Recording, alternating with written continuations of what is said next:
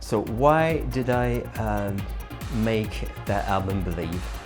Well, I remember in 2001, it started in 2001, the idea of making that first album on the back of the very successful releases, Above the Sky, Alone in the Dark, Inner Space, plus Lightspeed, Save Me, and all the others.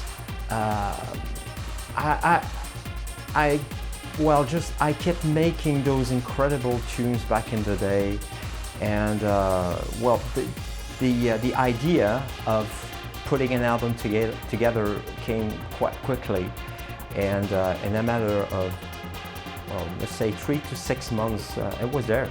It was really easy to make, and so it was. Yeah, it was a big, quite a successful for that period. I remember it got released in 2002 and got a very good reception.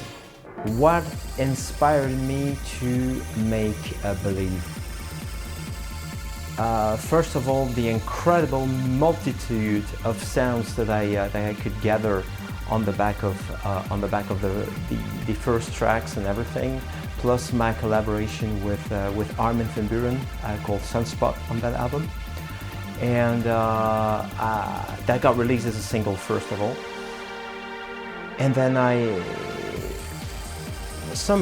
was really inspired by this quickly growing progressive trance scene from all over the world, the UK, but also the US, and from there, well, it was really easy, picking up, a few ideas here and there, and just making it my own. So that's how Believe was born. The gear that I used for Believe was quite diverse, because it's, first of all, a compilation of the first singles that were made with quite rudimentary pieces of gear, such as an old Akai sampler, an old Behringer mixer that I didn't like that much, but it was doing the job after all. That's all I wanted to use for putting music together. I've always wanted to make music with as little as possible. I want to keep my set really basic. Even nowadays, you will never see tons of analog gear and synthesizers and hardware compressors and everything. I just use software, and that's enough for me. And master keyboards and controllers, because I'm much more into that. That's another question. My favorite track from Believe, I guess, is When Things Go Wrong, because it's a track I remember making in like 4 hours, and completely out of the blue. There was nothing on my schedule that day. It was somewhere in early 2002, if I remember correctly.